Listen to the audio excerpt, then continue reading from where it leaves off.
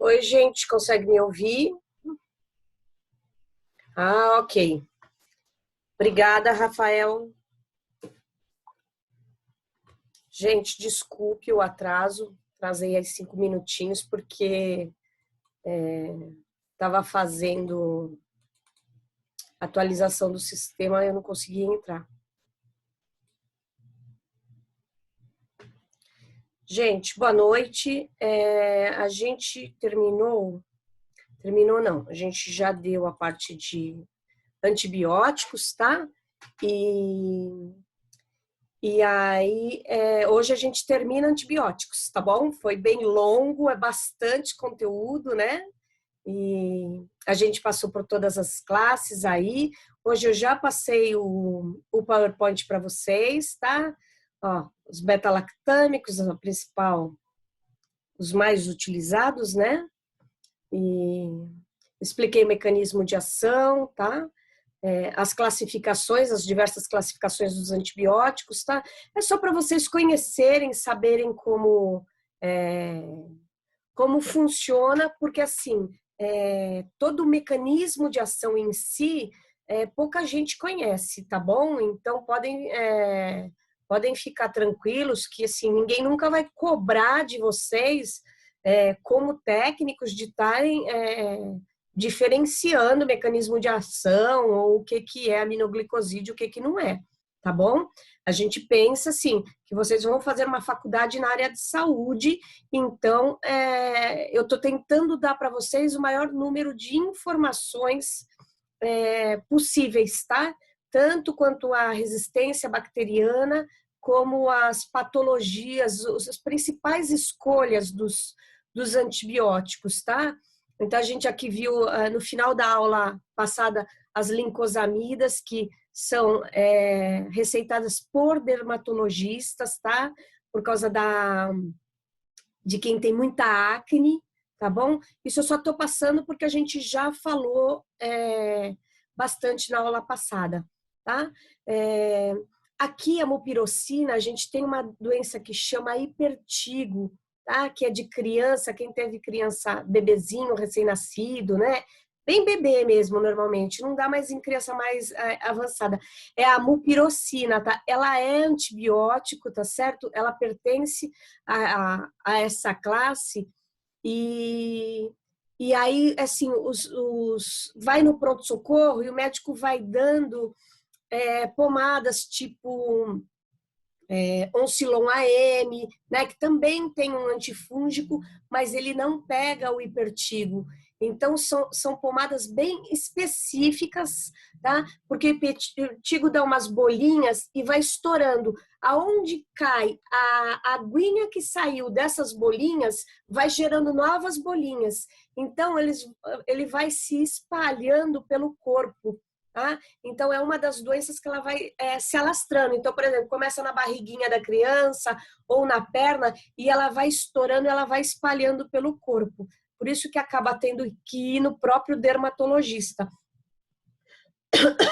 Os Ivox, gente, pertence a essa mesma classe das lincosamidas, tá? Só que olha o preço deles e não vocês não estão vendo errado não, ele custa R$ 2.636, tá? Então, por isso que eu tive que mostrar para vocês o passo a passo dos antibióticos, para vocês entenderem o porquê da escolha do médico, entendeu? Então, num primeiro momento, eu posso pensar no bolso do paciente.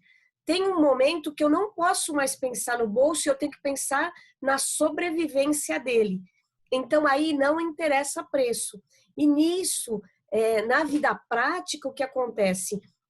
Às vezes, o convênio, seja Unimed, Amil, o Bradesco Saúde, qualquer convênio, não quer pagar isso se ele pode pagar lá uns R$ 30 num antibiótico comum, R$ 40. Entendeu? Então, assim, é uma briga técnica. Então, nós, como farmacêuticos e o médico, tem que justificar para o convênio.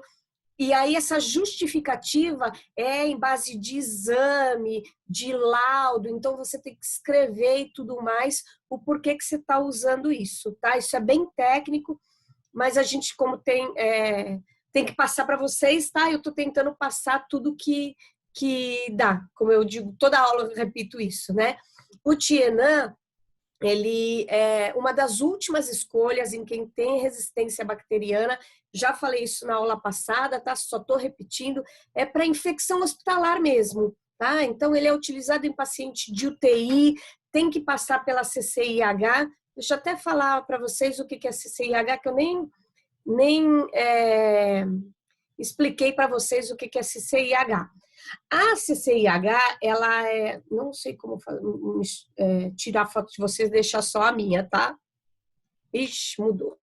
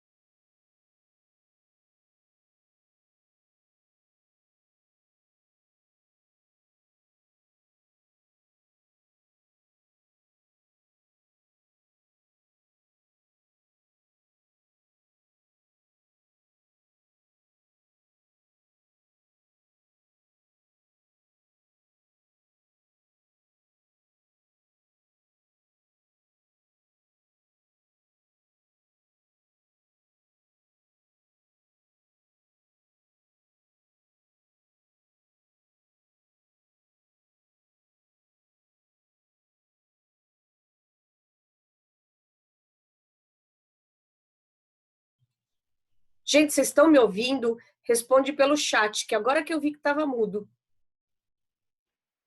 Eu estava explicando de infecção hospitalar. Deixa eu ver. Ah, agora sim. Tá. Vocês começaram a ouvir a parte da infecção hospitalar ou nem ouviram nada? Não? Então tá bom. Eu vou voltar, gente. Todo o hospital, por lei, tá? Isso aí não é eu quero ou não quero, é obrigatório ter o serviço de comissão de infecção hospitalar. O que é isso? Vai falar CCIH ou SCIH, é uma equipe multidisciplinar, tá? Composta de enfermeiro, médico, farmacêutico, nutrólogo, né? Tem todos os profissionais, um fisioterapeuta, né? Por quê? Porque vai investigar as resistências bacterianas. Então, por exemplo, entrou um paciente que já tomou em casa 3 antibióticos e aquela infecção não cura. Então, essa equipe vai investigar qual o melhor tratamento para ele e se isso vai matar essa bactéria, tá bom? Teve hospitais que eu tinha pouco poder aquisitivo, ou seja, fazia as compras para 3 dias, 4 dias no hospital, porque o dinheiro tinha que girar para poder comprar mais, tá? Essas situações acontecem, tá? E com essa história de baixar a questão financeira da população e tudo, não agora, mas para o ano que vem provavelmente vai acontecer isso.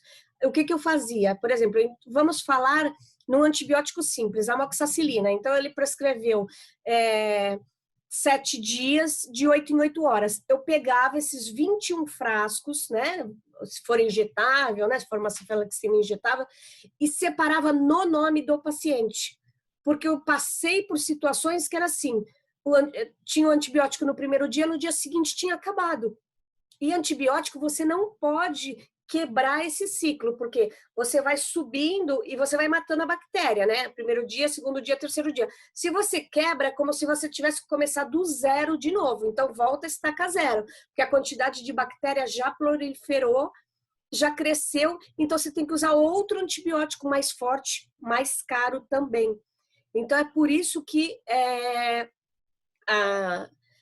os antibióticos são escolhidos nessa escala. Eu estou falando isso porque a gente estava nesse slide aqui, eu não sei se vocês ouviram, que eu estou tentando explicar o porquê que os médicos optam por, primeiro, os outros antibióticos, até que chega num ponto que não tem mais como você pensar em valores, tá? Esse aqui, ó, R$ 2.636 é exatamente o preço deste antibiótico.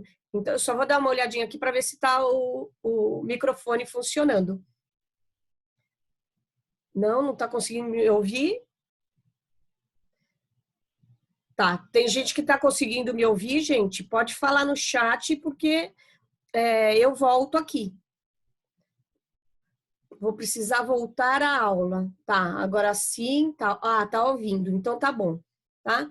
Então, o que acontece? A gente primeiro prescreve os antibióticos mais simples, que vão matar. Não matou a bactéria, você vai com um antibiótico de amplo espectro. Só que o que acontece? Chega num de amplo espectro que ele também não está matando essa bactéria. Aí você vai para os top de linha, tá? Para os mais recentes, os com mais tecnologia.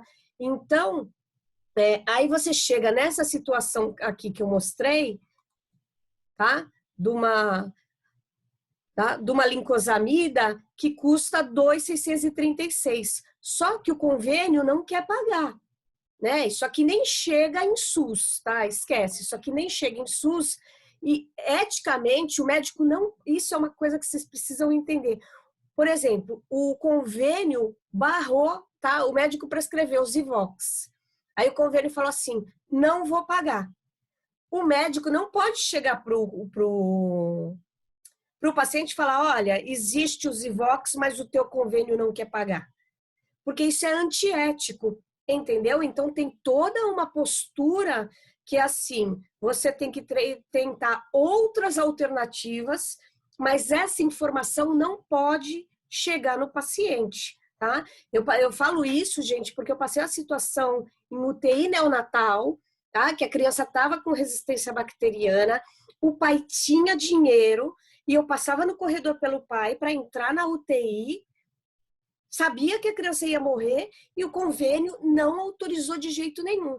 Por quê? Porque a gente precisa fazer um laudo dizendo o porquê da resistência bacteriana, o porquê de usar esse medicamento e tudo mais, entendeu? Só que nisso o convênio ganha tempo. A partir do momento que eu estou fazendo um laudo dizendo o porquê da escolha desse antibiótico, vai passando o dia. Vocês percebem que se você não tem uma família em cima para estar cobrando um resultado, o dia vai passando. E esse caso eu acompanhei o óbito da criança, entendeu? E eu sabia que os pais tinham dinheiro. Então, emocionalmente, gente, mexe com a gente, mas a gente tem todo um código de ética que a gente tem que seguir, tá bom? Eu só queria deixar isso bem claro para vocês, para a gente poder ir tocando, porque eu acho isso super importante. Eu me deparei com essas situações e me abalou muito, entendeu? Então, não tem o que fazer, porque são últimas tecnologias, enfim, tudo mais. Mas, enfim, hoje a gente vai entrar no Azactan, tá? O Azactan é o único monobactâmico, tá? Ele é utilizado também só em UTI, tá certo? Ele é eficientíssimo, tá? Ele inibe a enzima da bactéria, tá? O que acontece com ele? Ele é escolha quando o paciente é alérgico, tá? Então, assim, é alérgico à penicilina, é analfabeto, é alérgico ao Tienan, é alérgico à vancomicina. Então, o médico vai dar cortisona para tentar conter todas essas reações, que está tudo muito acelerado, e aí ele entra com o Azactan, né, que a gente chama, é o Astreonam, tá certo? Só que assim, o que é Flebit? Quando você injeta esse antibiótico na veia, a solução dele, se não tiver bem diluída, se não for injetado bem devagar, a própria química dele queima a veia. Tá? Então, destrói essa veia. O corpo vai fazer outra veia, fazer mais, porque você está perdendo essa veia desse paciente. Tá? Então, tudo isso também é analisado. Tá? Deixa eu voltar aqui. Tá. Tromboflebite, tá? É o equivalente. Erupções cutâneas. Aí, assim, nessa situação, vocês vão ter que avaliar também, não é melhor o paciente ter um vômito, ter uma diarreia e sobreviver? Então, ele está com vômito, está com diarreia, o médico vai dar um soro glicosado para ele vai dar sódio e potássio para ele e vai manter o antibiótico mesmo sabendo que ele está causando diarreia, tá bom? Por isso que o antibiótico fica como uma das últimas classes que vocês estudam, porque vocês precisam entender que esse paciente, teoricamente, está morrendo, você está perdendo esse paciente. Então, você precisa analisar o que é ruim e o que é bom. Então, bom é manter ele vivo, tá? Como eu... Nossa, hoje tá... Gente, desculpa, tá?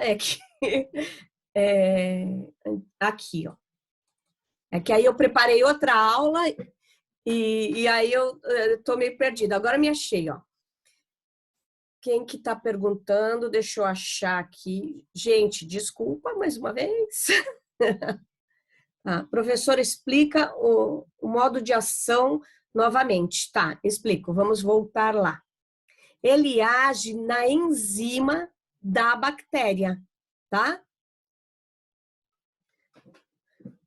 Ele ele impede a formação da parede celular. Mas como é que ele impede essa formação da parede celular da bactéria? A gente está falando de um fármaco que vai matar a bactéria, tá bom? Então, você precisa matar essa célula que está invadindo o seu corpo. Então, você precisa criar um meio. O que acontece se você impede a formação da parede celular? Ela fica exposta, o líquido dela fica exposto, esse líquido vai vazar para dentro do organismo e aí sim vão vir linfócitos, que são as suas células de defesa, e vão acabar com aquela infecção, tá? Então ele é bactericida, tá entendendo? Conseguiu, Elisa, entender? Ele pega principalmente as bactérias gram-negativas, tá? Quais são as gram-negativas? São Klebsiella, Pseudomonas. Então, são as bactérias que pegam pulmão, pega intestino, toda a parte de infecção intestinal, toda a parte de urinária, tá? Se bem que a gente já vai estudar os específico para infecção urinária. Mas esse normalmente ele entra em UTI em resistência bacteriana, tá? E aí, qual é a vantagem dele? É a baixa toxicidade.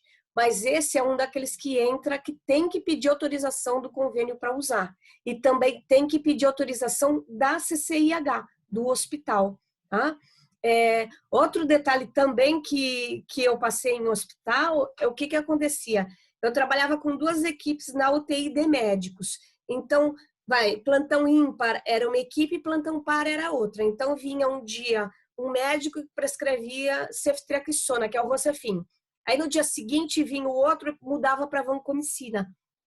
Aí veio o 3º dia, ele voltou com a ceftriaxona. Aí, o que acontece? O farmacêutico tem que intervir, só que aí eu não vou falar com os médicos. Eu vou até lá e pergunto por que foi mudado. Aí, porque eu vinha mantendo a minha conduta. E aí, o que eu tive que fazer como farmacêutica? Tive que ir até a diretoria clínica, que é o chefe da equipe médica, para conversar, para saber o que estava acontecendo. Porque os médicos seguem uma linha, uma escola. E aí, assim, no plantão ímpar, era o pessoal da USP. Era em São Paulo isso, tá? E no plantão par, era o pessoal da Unicamp. E eles brigaram, tudo bem, eles discordarem entre si de opinião médica. Isso é normal, faz parte do dia a dia. Só que eles não podem usar o paciente como isso, entendeu? Então, eu tive que levar o caso para a diretoria clínica, para o diretor clínica falar assim. Aí ele chamou os chefes de equipe para conversar, né? Porque aí você não conversa com todos os médicos, você conversa só com os da equipe. O farmacêutico normalmente chama o médico-chefe da equipe para conversar. Justamente por causa disso, porque você não pode expor essa situação para ninguém mas ela tem que terminar, porque você tem que manter um tratamento pelo menos 7 dias. Ou, por exemplo, 3 dias, se manteve febre, você continua com a infecção. Então, aí você troca, mas aí você está trocando porque você constatou na clínica, ou seja, no corpo do paciente, que este medicamento não está fazendo efeito. Aí é diferente, tá? Então, isso que acontece na parte prática. É bem desagradável, né? Porque aí você mexe com vaidades, né? Porque eu fiz tal faculdade, sigo o protocolo do doutor tal, e é muito constrangedor, mas a gente tem que resolver. A gente está lá para resolver problema, a gente não está lá para agradar, tá? Então, é isso que acontece com os farmacêuticos. Eles vão contra condutas médicas. Então, aí é que acontece isso. Como as outras classes sempre tem mais pessoas, que nem eu sou de uma geração que só tinha um farmacêutico, tá? Agora não, agora a gente tem 4, tem 6, tem 10 farmacêuticos numa equipe. É sensacional isso, porque você pega várias opiniões, tá bom? A próxima classe é as fluoroquinolonas, tá? As fluoroquinolonas, elas vão se concentrar no trato urinário, tá? Elas vão se concentrar na bexiga. Então, é a primeira escolha para... Desculpa, gente. É a primeira escolha para os antibióticos de infecção urinária. Aqui... Ai, desculpa. Eu queria fazer uma parte, porque assim, gente, a infecção urinária, tem gente que tem corpo sensível e tudo mais. Mas em criança, o que acontece? As mães limpam errado. Isso vocês vão pegar. Paciente que vai e volta e compra com vocês os antibióticos na drogaria, e é o quê? A mãe, na hora de limpar as fezes da criança, em vez de lavar ou ir da frente, né, da região geniturinária para o bumbum, ela puxa de trás para frente, com o lenço umedecido, tá? Então, você tem que pensar que a gente tem mãe carente, mãe analfabeta, tá? E mães instruídas ou com dinheiro, mas que não tem instrução, tá? Também tem essa situação. Às vezes vocês veem uma mãe descendo de um carrão e aí traz uma criança e você fala, nossa, mas já vendi cipro para essa mulher 4 vezes, não é possível. Aí vocês têm que, com jeito, falar para ela, mãe, a senhora está limpando de frente para trás o bumbum da criança? Nunca pode puxar, porque você traz restos de fezes para a vagina, principalmente em meninas, tá? Em meninos é porque fica muito tempo com a fralda suja de cocô, tá? Então aí as fezes penetram na uretra, tá bom? Então é assim, não é questão de resistência bacteriana, é questão de higiene e corrigir o jeito que a mãe limpa. Então, vocês percebem que vai muito além de vocês estarem falando simplesmente do que é o antibiótico ou para que ele serve, vocês vão estar dando uma instrução de higiene para a mãe. Tá? Porque, assim, se fosse dado essa instrução corretamente, mais da metade das infecções urinárias surtiriam efeito. E isso não é só em criança, a gente pensa em pacientes acamados que são cuidados por cuidadoras, tá? Então, a gente também pensa nisso. O nível de higiene evita uma infecção, tá? Aqui é o que está na apostila de vocês, tá? Opa, aqui, ó. A fluoquinolona, tá? Que é o levofloxacin, o ciprofloxacin, é uma classe de antibióticos já de última geração, tá? Porque ele interage no DNA bacteriano, tá? E aí é o mesmo processo, ele vai impedir que o DNA, ele pega, o DNA, ele é torcido, vocês sabem que são as 2 fitas e ela é torcida. Ele vai quebrar essa torção do DNA da bactéria, tá? Então, a bactéria, quando ela for replicada, ela vai sair falhada, como se nascesse defeituosa essa célula, tá? Então, ela já nasce defeituosa, aí o nosso próprio organismo vai lá e engole, tá bom? Por que que esse antibiótico também é utilizado em vias respiratórias? Justamente por causa disso, tá? Porque ele age dentro do DNA. Então, apesar de ele se concentrar no trato urinário, na bexiga, ele também é utilizado como opção para as outras infecções, tá? Principalmente o levofloxacino, tá? O cipro é mais concentrado para urina e para pneumonia. Tá? O cipro a gente vê receita para pneumonia em criança e tudo mais. Agora, o levofloxacino já é quando está avançado. Então, assim, quando o paciente prescreve um levofloxacino, você já tem assim, em mente que esse paciente, o próximo passo é a internação, tá? Porque daqui, aí vai para o Tienan, para a vancomicina, tá? E para o Astreonan. Essa classificação aqui eu peguei no vídeo do professor Sérgio Araújo, tá? Que é bem detalhado. Se vocês quiserem assistir, é muito legal. E aí tem as classificações, tá? Das fluoquinolonas, tá certo? A gente já tá em quarta geração. Eu nunca trabalhei com esta quarta geração, tá bom? Os efeitos colaterais são mais ou menos os mesmos dos outros, percebe? Vômito, diarreia, porque ele vai causar, porque ele vai mexer com tudo, ele está mexendo com o DNA das bactérias, tá? Então ele realmente ele penetra. Só que ele dá uma característica que é uma tendinite por causa do medicamento. A partir do momento que você para de tomar, essa tendinite para, tá? Então é um detalhe para a gente lembrar.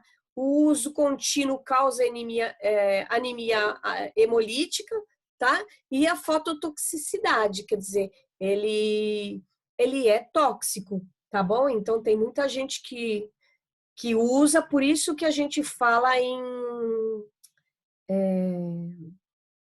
fala que tem que ser usado com critério, tá bom? Deixa eu só passar para o outro, que a continuação está aqui no outro, tá? Outro detalhe das fluoquinolonas é que ele tem interação com leite, então não pode tomar com leite. Gente, eu particularmente, quando me perguntam, com o que eu tomo? Sempre com água, porque você não erra, entendeu? Então, como é que toma o medicamento?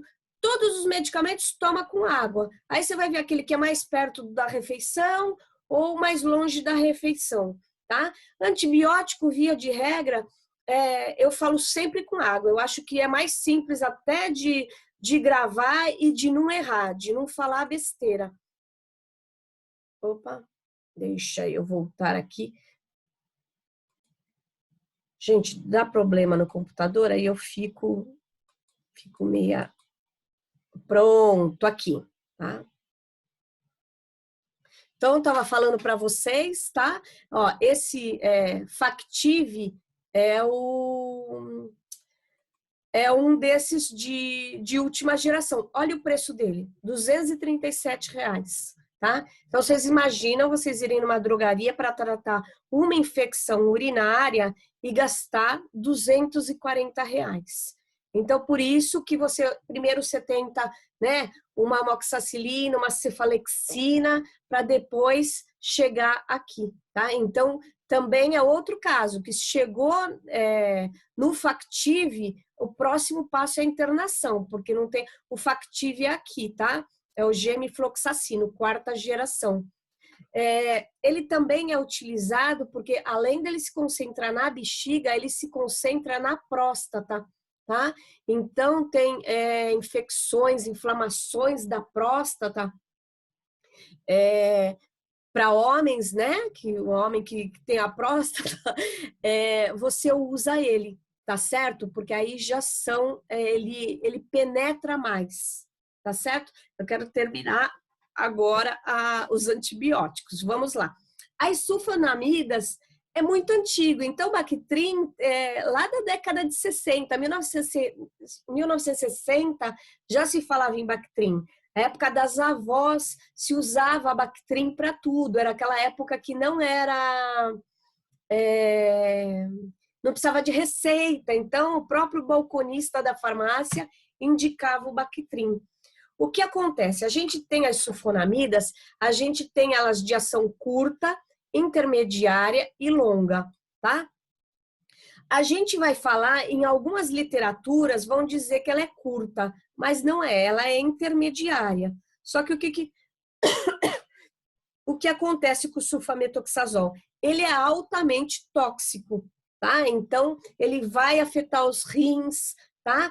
Então, ele pode causar uma diarreia, mas aí se descobriu que se você associar a trimetroprima, você diminui essa toxicidade. Então, você não vai encontrar o sulfametoxazol sozinho, tá? Porque o médico não vai arriscar dar o sulfametoxazol sozinho, tá? Ele é utilizado nas principais infecções respiratórias e do trato urinário. Então, até hoje, a gente ouve falar do Bactrim, tá? De ação longa, aqui, ó, tá vendo a ação longa? Tem a sulfadiazina de prata. A sulfadiazina de prata é a primeira escolha em queimados, tá? Então, vocês vão encontrar a sulfadiazina de prata em pote grande no hospital, tá? Porque ela é ou assim, tá? Se vocês pegarem o pessoal que faz curativo que vai na casa das pessoas, esqueci o nome agora. Internação hospitalar, PID, isso. Programa de internação hospitalar. Internação domiciliar. Eles vão utilizar a sulfadiazina de prata, tá? Porque ela vai agir também na parte de RNA, tá? Então, ela age inibindo os ácidos nucleicos e a sintetização do ácido fólico. Por quê? Porque a bactéria, ela precisa produzir o alimento dela. Então, ela não se alimenta, ela se alimenta dos aminoácidos. Só que ela vai pegar esses aminoácidos e ela vai trabalhar para virar comida para ela, tá certo? A partir do momento que você pega e esse antibiótico penetra, ele impede que ela se alimente, tá? Então, esse é o mecanismo de ação da sulfadiazina de prata. Só que ela só pode ser usada topicamente, tá? Também por causa da toxicidade, tá certo? O que mais que eu tenho para falar? Gente, o Bactrim, ele é utilizado principalmente em transplantes, tá? Então, a pessoa vai... Deixa eu fazer uma parte aqui. O transplantado, pensa que ele toma um imunossupressor, porque ele está com um órgão que não é dele, e que o corpo, enquanto o corpo não está tomando esse imunossupressor, ele reconhece que ele está ali, que ele está funcionando e está beleza. Só que ele pode ter uma reação e dizer assim, não, isso aqui não é meu, eu quero expulsar, tá? Então, esse paciente que fez um transplante, ele vai tomar um antibiótico de uso contínuo para o resto da vida. Então, vocês vão pegar a receita de Bactrim e de macrodantina, que eu já vou falar a seguir, para o resto da vida. Então, tomar um comprimido de Bactrim todo dia, e aí você vai achar estranho uma receita de antibiótico para 30 dias. São pacientes transplantados, tá? Que vão comprar com vocês. Normalmente são pessoas que já estudaram bastante, porque eles vão pesquisando tudo sobre a infecção deles, tá bom? Se eu derrubar na próxima, às 7h10, né, porque já veio o aviso que eu vou cair, a gente continua aqui e depois no final da aula a gente vai ter um papo prático, tá? Aí eu queria que vocês ligassem o som de vocês para a gente poder conversar, tá? Eu vou liberar aqui. Bom, então, o que eu estava falando dos... Ixi, não estava aqui, meu Deus do céu. Estava falando do Bactrim, tá? É outro slide. Nossa.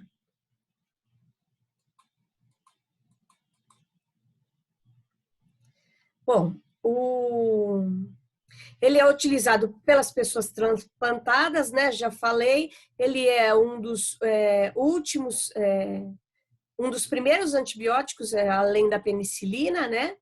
E agora a gente vai entrar nas nitrofurantoínas. As nitrofurantoínas, elas são importantíssimas para as gestantes, porque as gestantes não podem tomar cipro e levofloxacino, tá? Então, a escolha para as gestantes e elas têm muita infecção do trato urinário, tá certo? Mecanismo de ação compreende a sua redução, tá? Das flavoproteínas das bactérias. O que acontece? Ele também atua no DNA, tá? Só que aí ele vai causar a morte dentro da célula. Diferente do primeiro que a gente estudou, que vai atuar na parede, a macrodantina vai atuar dentro da bactéria. Percebem a diferença? Ela vai penetrar e vai atuar lá dentro. Eu separei mais, tá? Tem vários nomes, ela já é genérica.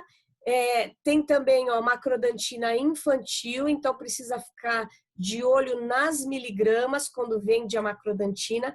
Ela é distribuída no serviço público, tá? O que mais que eu tenho para falar das nitrofurantoínas? Ela também é utilizada para transplantados, tá certo, gente? Então, vocês vão pegar a receita. Pacientes acamados também tomam uma nitrofurantoína todo dia seguido, tá? Não tem interrupção. Então, podem vender tranquilo, se estiver na receita, carimbado, tudo certinho, porque vai estar escrito o uso contínuo da nitrofurantoína, tá certo?